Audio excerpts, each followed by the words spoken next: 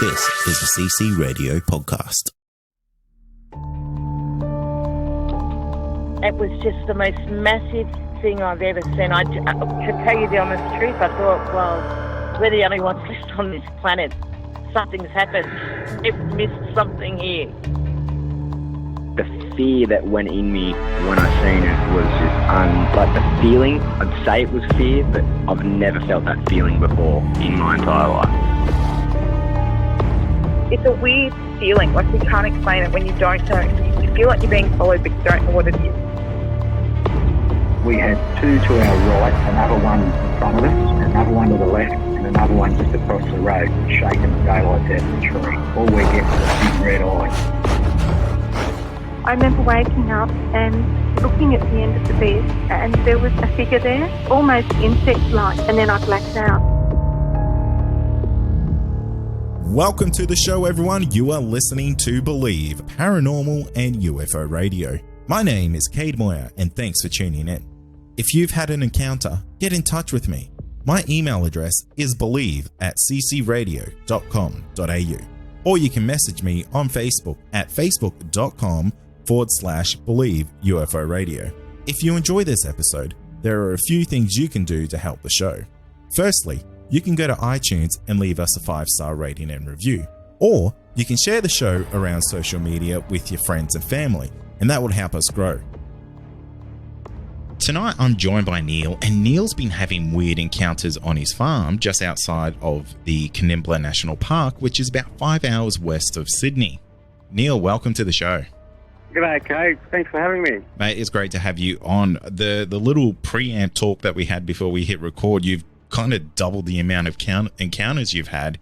So, mate, we kind of really need to get straight into it. So what's happening on your farm? Well, do you want me to start with the orb on the trail cam, or the UFOs first? Let's go with the UFOs, mate, because I'm always a sucker for a good UFO story. And what I like about yours is that there's a fair few witnesses with it. Yeah. Okay. Well, it all started probably, getting on 2 years ago now. Now, I go out of an evening a couple of times, take my little dog out for a wee and all that sort of stuff, you know, and stand there and do a wee myself, and I just stare at the sky. Now, out in the northwestern sky, I noticed one night there were these flashing lights. Now, they weren't all flashing at once. They were sort of like flashing in a triangle, but not in unison. They were sort of like really sort of odd sort of numerations, maybe how you say it, of how they were flashing. And they weren't in a perfect triangle. They were in a sort of like a strange-looking triangle, but they were just flashing, and I looked at them for a good 5-10 minutes, and I couldn't work it out. Anyway, I walked back inside, scratching my head, not thinking much more about it. Then about a week later, my brother came out, and we go out, take the little dog out, and he's doing a wee, I'm doing a wee, dog's doing a wee. And he goes, "Oh, what was that?"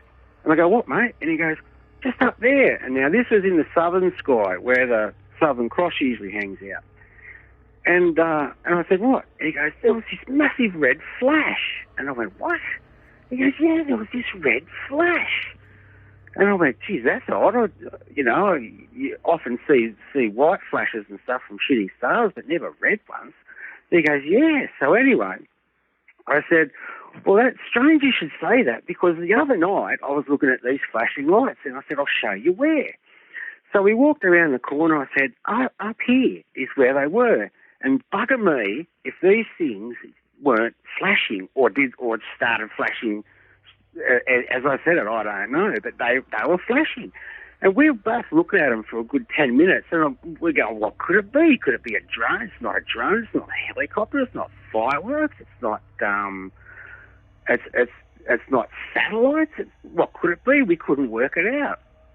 So we got all the rest of the family out to look at them. And now the rest of the family came out and looked at them. There's 4 or 5 of us. And we're watching these flashing lights, and they started getting closer. Now, the young girl that was with us, she started freaking out, going, "What is it? What could it be? What could it be?" Anyway, so these things just kept flashing and flashing, and eventually they stopped. So we all went inside. Now, after that happened, I was onto it. So I went onto YouTube and I checked out YouTube to see if anybody else had anything that was sort of like similar. And I've only found one video on YouTube that showed pretty much the same thing, but it was just one flashing light. It wasn't three. Anyway, I looked at it, and I looked at all the comments. There was about 100 comments, and they all said, don't know what it is, except the last one. And this woman said, oh, it's space junk, you know, if you count, it's, you know, it's in rotation and the sun's reflection, it's space junk. And if you go out on dusk, you know, you'll see heaps of space junk. So anyway, I went out for about 2 weeks. I sat out there at the setting sun until about an hour after it set. And I tell you what, Kate, there is so much space junk up there. It is unbelievable. You know, I'd see about 8 or 10 bits of space junk a night, because you can tell the difference. Space junk it goes really quick. It's like a satellite's on a trajectory. You can tell what a satellite looks like. It's like, but space junk goes really quick. So anyway, we ruled out space junk. So anyway, I'm going out there most nights looking at this spot. Now, one night, there was just one flash. There wasn't three. There was just one flash. And I'd do the counting, you know, and it wasn't every 12 seconds. It was like, you know, random seconds, anywhere in between 20 and 10 seconds, you know, was random. Anyway, while I'm looking at it, just to the left of it, this is still in the northeastern sky, there was this really big flash of white. And I went, Jesus. And then about 3 seconds later, there was another flash, bang, in the western sky, just beside where the first flash was. And so I was looking where the second flash was, and I started counting to see if there was going to be any more. And bugger me, like a bat out of hell, I seen this thing coming flying out of the western sky. Now, it looked like a satellite. That's how the optics look. But this thing was weaving. Now, it wasn't weaving slightly. It was like weaving like a snake would go, you know? So it was a very pronounced weaving. And it slowed down when it got above me, and then it went over me, and then it went a little bit further on, slowed almost down to a stop, and then just blinked out of existence. And I was like, Jesus, what was that, you know? So anyway, that was one encounter. Now, probably a couple of weeks later, I get back out there again, and here the three lights are back again. So I said, well, okay, I'm going to get hold of this. So I got my big binoculars out, and I had a look. I couldn't see anything but the three blinking lights. So I thought, okay, I'll get my night vision out. So I got my night vision out, and I managed to get in on it, and I couldn't see any of the three blinking lights. But what I saw was this massive sphere with a cube in it. Now, this is before I'd heard Commander Dave Fravor from the Nimitz encounter describe what he saw. I had no idea that he'd seen a smaller beach ball with a cube in it. Now, this thing was massive, and it was like translucent, and like the cube didn't look solid, but it didn't look see-through either. But you could tell that there was this massive cube inside this massive sphere, and I was like, my God! So anyway, I dropped the night vision and looked up again. Sure enough, I seen it again. There it was. And then the second time, I put the goggles down. The flashing had stopped, and then I put the goggles back up again, and there was nothing. Everything had gone. So I was like, bloody hell. So anyway, after all that, everything quietened down for a few months. I didn't see anything. And then I went out there one night with my little dog, and in the northern sky, directly in front of my house, above the mountain in front of my house, these three lights were blinking again. And I was like, holy moly, they're back. So I got the night vision out and I looked. No, there was no sphere or cube or anything like that. But what I noticed was these tiny little satellites were flying into it. And they'd fly in and they'd weave on their way in, and they'd get to close to where the blinking lights were, and they'd disappear. Now, they'd come in from all different angles, mostly the west and the south, and, like, usually two at a time. And 2 weeks ago, I was out there, and there was just the one blinking light, and I was looking at it, and these little things were so fine. If you looked at them directly, you couldn't see them. They were like little satellites. But if you looked at them, you couldn't see them, so you had to sort of like spot them with your peripheral vision, right? Now, two of them, like a bat out of hell, came out of the southern sky towards this blinking light, and one was directly behind the other. And they slowed down to where near this blinking light, and then they disappeared. And then about 10 seconds later, two more from the western sky, but come flying into where this blinking light was. And they weren't one behind the other. They were like staggered, one in front of the other and a little bit far apart, you know. And they slowed down and they got into where this blinking light was. And once again, poof, disappeared. And I'm like, holy moly. And that was only 2 weeks ago. But up until, like, before that, when the blinking lights started appearing in the northern sky, I mean, I'd go out there almost every night expecting to see these things. And, like, these little satellites, they're flying in from every angle at all different speeds. Some were brighter than others. Some were really, really faint. But they'd all go into this area where the blinking lights were. And I was like, wow. And I was watching it one night, and I turned around, and I was going inside thinking, you know, Jesus Christ, it's busy up there, you know. And I'm thinking, I can't be the only one that's seen all this. So I've turned around to go back inside, and out of the southern sky, this massive red, looked like an orb, came out of the southern sky. Now, it was bolting when it came, and it had no tail like a meteor or anything like that. It was about the size of a 1 cent piece in the sky, so it was pretty big. And it was motoring, and then it slowed down, and then it stopped, and then it just blinked out of existence as well. So, I don't know what's going on out here, but there's a lot of action in the skies up here. Yeah, wow, Neil, that is so fascinating, because that third UFO encounter that you had there, it is so eerily similar to a UFO encounter that I would have had about 4 years ago, and I completely forgot about it, honestly, until now, because what you said there absolutely jolted a memory for myself, because the UFOs, these small UFOs, almost like satellites going into a blinking light. Yeah. I kid you not, I've seen exactly the same thing here in the Cairns sky before. Multiple times. Yeah. Well, I mean, like I said, I can't be the only one that's seeing this, because, like, one night I came in and I was just thinking to myself, Christ, it's busy up there tonight. It was like, surely I can't be the only one seeing it.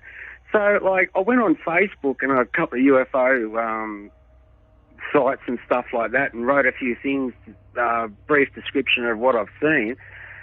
And I didn't get any replies except for one woman who said a professor of astrophysicist in Scotland has been reporting the same thing. And I was like, oh, okay then. So, yeah, I just don't know. Yeah, no, it's completely blown my mind, because I can't believe I kind of forgotten about it, because maybe I just didn't think that was what I was seeing, because it's really like nothing else I've ever seen before, because maybe I thought my eyes were playing tricks on me. But you saying that, it honestly, it jolted that memory, and it is as clear as day, and it's basically playing the same way that that third UFO encounter that you had basically went down for you. It is incredible. Yeah, well, I mean, in the same region of sky as well, another strange thing happened. I was just looking up there, nothing was happening, there was no flashing lights, no mini satellites, nothing like that. And I was just looking at this one particular spot, and blink, this star just appeared out of nowhere. And I mean, there wasn't a cloud in the sky, and this star just like turned on, and I was like, Christ, well, I've got to remember that. So I came out the next night and I looked at the same time and I looked up and it was still there.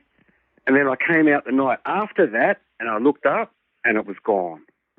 Now, stars just don't disappear like that, especially when they're this big, you know. And so, yeah, some weird shit going on up there, Kate, I'll tell you. Yeah, mate, it definitely sounds like it. I honestly, mate, I have so many questions for you. Where do I start? Let's start at this last UFO encounter, the one that kind of happened 2 weeks ago, the one that was the red ball. Yeah, that was, no, the 2 weeks ago was the little tiny ones that you could only see in your peripheral that were flying into the one flashing light. The red ball, it happened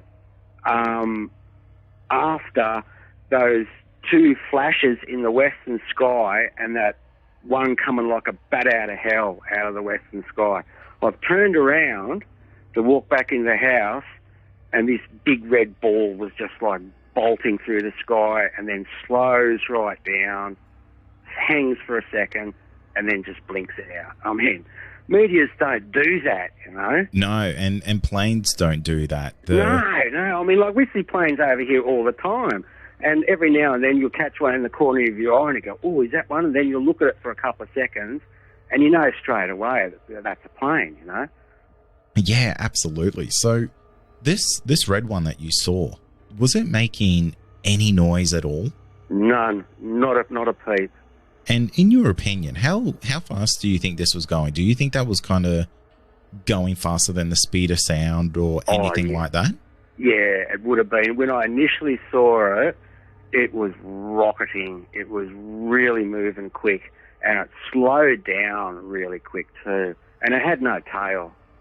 Had no tail at all, and it was bright red. And I was in town the next day, and I said to my mechanic, I said, I reckon I've seen a UFO last night. And he goes, yeah, someone else said that earlier today. Yeah, really? Yeah. And I went, really? Who? And he goes, oh. And then his phone rang, and he was on the phone, and that was the end of the convo. So I don't know if the same person had seen what I'd seen, or they'd seen something else. Yeah, that'll be pretty interesting to follow that up if you ever get the chance. But yeah, I will. When you saw the UFO, you didn't hear any sonic booms or anything like that. No, nothing like that. Yeah, that's really, really intriguing because this. I don't know if you've been watching the news related to UFOs and stuff like that, but the Pentagon is, you know, slowly drip feeding information out saying that some of these crafts are moving at beyond the speed of sound without any sonic booms, and it's definitely a trait that I'm seeing so regularly in a lot of UFO encounters and people that I talk to. So it's that doesn't surprise me that was the case with that. I also wonder if it wasn't blinking out of existence. I wonder if it was shooting away from you in the opposite direction. And now, a quick word from our sponsor. Also, are you wanting more content? Why not become a Believe Plus member? You'll get access to exclusive podcasts and episodes that aren't available to the public. Not only that, you'll also get our regular feed without any ads. Head to believepod.com/plus to sign up today for just $5 a month. Well, I don't think so, because it's sort of like, you know, like if you're turning off a light, it's like not the new LED lights, the old sort of lights that they'll sort of like waver a bit before they go out. It's sort of like wavered a bit. It didn't dim, but it's just sort of like blinked a little bit and then went out. So, and like it was a perfect night for looking at the stars. And if it went anywhere, I would have seen it. It just disappeared. It came to a stop and then it just disappeared. It was just amazing. It makes you wonder what kind of technology can do that. I mean, just to see it, I was just getting chills now just thinking about it, because it was, like I said, looking in the sky, it was about the size of a 1 cent piece, and it was quite a way up, so it must have been massive. And that's my thoughts. This thing would have to be huge, because the way perspective perspective works when you're looking into a sky, especially a night sky, for something to look as big as a 1 cent piece, that thing that's got to be hundreds of meters big. Yeah, that's what I figure too. And that really makes you wonder, what is out there? What is making craft so big, so powerful, and so nimble at that size? Yeah. Well, I mean, like, the sphere with the cube in it, my jaw hit the floor when I was watching one of Fraser's YouTube videos, and he said that this thing flew past him, and it was like a beach ball with a cube in it. And this was like about 2 weeks after I'd seen this. And, like, I'm talking massive. This thing was massive because it would have been, I'm only guessing, it would have been 100K away. And it was big. And so, I mean, who or whatever's making something like that, it really is unworldly. And well, let's talk about this craft that you saw, because I have so many questions about it. Firstly, what was going through your mind when you could see just a couple of blinking lights, but when you put on the night vision, you could see an actual, I guess, solid craft there. What went through your mind when that happened? Oh, I was confused more than anything. I didn't really understand what I was looking at. I mean, if I'd heard Fraser's story about the beach ball with the cube in it, I would have been excited, and I wouldn't have taken my eyes off it for a second. But because I didn't know what I was looking at, I was just confused, and I thought, is my mind playing tricks on me? Is it some sort of optical illusion? That's why I put the night vision down, and then I lifted it back up again to make sure that I was seeing what I was seeing, because I was just confused. I really could not understand what I was looking at. I'd never seen anything like it in my life. Yeah, and the fact that you weren't influenced by Commander Fraser's description of what he saw that's really intriguing to me, because you've gone out there and you've seen this thing. You had no other reference points for what you're seeing, and the fact that what you saw was so similar to his, it really makes you wonder what is going on. Exactly. I feel exactly the same way, because if I'd heard Commander Fraser's story beforehand and then I looked at it and I saw it and stuff like that, I could probably convince myself that my subconscious was playing tricks on me or something, But because I hadn't heard or even contemplated seeing such a thing, to actually see it and then to hear his description, I was blown away. I really was blown away. Now, was this the UFO when you saw it? It did the big white flash in the sky? No, it was the same. It was the same lights in the same position, but on a different night. There's something kind of, I guess, menacing about the fact that these lights have been in the sky in the same spot for so many nights. It kind of makes you wonder: are they watching you?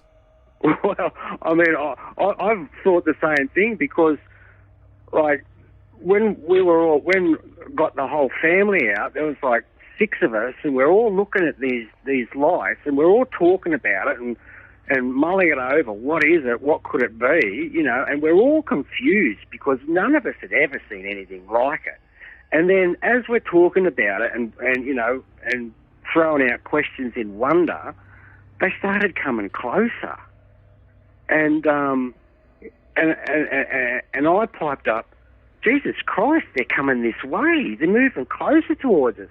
And that's when my daughter-in-law goes, oh, I'm totally freaking out. So, yeah, I don't know. I probably don't think so. I probably don't think I'm that important to them, I just think if they're doing something, I'm just probably lucky enough to see it, because, but the fact that they were basically right outside my house for a couple of months in the northern sky, because those were in the northwestern sky, but then for a couple of months in the northern sky, practically out the front of my house. That makes me wonder that they could just be so obvious. Yeah, and it's almost like it's a carefree attitude from these craft. They don't care that you see them. It seems to be the only time that they've cared was when you switched on a night vision set of binoculars and looked at them. Yeah, and then they've gone all of a sudden. Yeah, but like what gets me too is these things are weaving and they're surging in speed. You know, they'll speed up and slow down while they're weaving, and like this is what convinced me very early in the piece that these things are not satellites. You know. Because like they look like satellites, they're a lot smaller than satellites because you know what a satellite looks like. It's quite bright, you know. It looks like a star bolting across the sky. You know, quite slow in most cases. But these things, the one that came out of the two flashes in the western sky was going like a bat out of hell, you know. And then it slowed down and was surging and weaving through the sky and. Just after he sort of like got over the top of my head and I turned around and continued to watch it, it just blinked out of existence and I was like, holy shit. Yeah, it sounds like such an insanely active part of the country that I wonder if there are more people around your town seeing the same thing or if this is something that is almost exclusive for you. That would be really interesting to find out. It would be. I mean, we've got an observatory, Derby's Falls Observatory, that's probably about 20, 30k away. I should go and speak to them because, I mean, in town, like, there'd still be some light pollution, but out here there's none. And like I said, sometimes these things are so small, you can only see them in your peripheral, you know. Yeah, and... So, That's actually a really interesting point that you make about the whole light pollution thing because, you know, there's every chance that this is happening a lot more often in populated places, but because of light pollution, and you don't need a lot of light for the night sky to get ruined. No. That your farm is so far kind of, I would say, off the grid. It's what, 25k west of the main town. Yeah. And I mean, this could have been going on for years too, but because we had a drought for so long, right, you'd go out at night with a torch and you'd know there'd be no clouds in the sky, there'd be no moon, but you couldn't see the Milky Way for the dust. There was so much dust in the air over such a long period of time during the drought that, you know, this could have been going on for years. And I wouldn't have known. But since the drought's broken and the nights are just so crystal clear that you can see everything that's going on up there. Yeah, it's almost like the perfect storm for you to be seeing all of this stuff, which I think is so fantastic. Yeah, it is. I mean, it doesn't happen every night. It got to the stage where I thought it was happening every night because every night I'd go out and I'd be seeing... if not 3 flashing lights, 1 flashing light, and then all these like mini satellites bobbing and weaving and flying into that area and just blinking out of existence. But then it stopped, and I went through probably 6 or 7 months without seeing anything. So, yeah. Yeah, there's no rhyme or reason, no pattern to it at all. None at all. Because...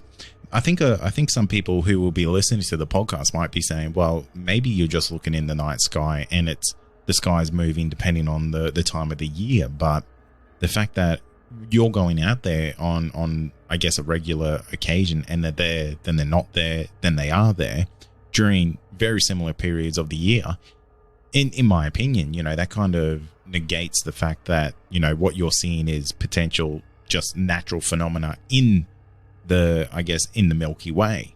In the seasonal shift of the night sky. Yeah. Yeah, I thought the same thing. I thought, you know, because the 3 lights were happening in the northwest sky, and then sort of like a couple of months later, they were directly in the north sky. I thought, have they shifted, just through nature and the movement of the night sky? But the night sky moves the other way,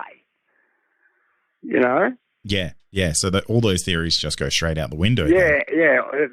It's all out the window. Just like the star that blinked into existence and was there for 2 nights and then not there the next night. I mean, I can't explain that either. Yeah. There is no rhyme or reason to that, and there is no explanation other than, there's something occupying that space, and then there's something not. Exactly. Yeah. So, what does your family think of the activity going on in the sky above your farm? Well, my wife thinks I'm bonkers. She doesn't believe it. I often hear the sound cuckoo, cuckoo. So yeah, she thinks I'm balmy. But my brother, he was very, very sceptical until he'd seen the lights, because I'd see all this stuff and I'd be texting him. I saw more UFOs last night, mate. He'd be like, what's going on out there? So he's starting to come around. And my son-in-law, he saw a UFO off Newport Beach in Sydney with a group of friends during a UFO. Do they call them a flash or a flap? A UFO, a famous UFO flap in the 90s of the northern beaches of Sydney. Now, my son-in-law believes, because him and his friends saw this UFO off Newport Beach, there was about 8 or 10 of them, all saw this UFO as clear as day, So he believed from the start. And you know what? That UFO wave that you're talking of, I honestly believe I've had 2 people come on the podcast to talk about UFOs during that same period in that same area. Yeah, well, it's quite famous. I mean, they were seen over Narrabee Lakes and Collaroy and Long Reef and Newport and Bilgola and all these northern beaches sort of places, and they were seen over a period of, I think it was around a Christmas period. And and my son-in-law and his friends saw one of these encounters off Newport Beach, so he believes straight away. And I think that's good to, it's all good and well to have a few family members who, like to have a little bit of a laugh about it, but I think it's also so important to have that, a couple of people close to you who genuinely believe what you're seeing, because it can kind of make you wonder, geez, am I actually seeing this stuff, or am I kind of just thinking something's there when there's nothing there? Well, I mean, it's good to have validation, but I mean, honestly, I don't believe I'm going crazy. I know what I've seen, and I believe in what I've seen. It's just something that I've witnessed that I can't explain. My brother and my family have all seen the blinking lights. They haven't seen so much the flying satellite type turnouts, but you've got to be out there sort of like for a while to watch and all of that for them to come in, sort of thing. Just because you see the lights doesn't mean that you're going to see these things fly in. You more or less got to hang around for, 10, 20, 30 minutes, and then you'll see all the action it all sort of picks up all of a sudden. They all come in from all different angles, Yeah, it sounds like there's just so much activity out there. Have you ever thought of investing in some sky watching gear and potentially camera gear to hook up to that? I have, but I tried to film it on my phone, but that was hopeless, absolutely pointless.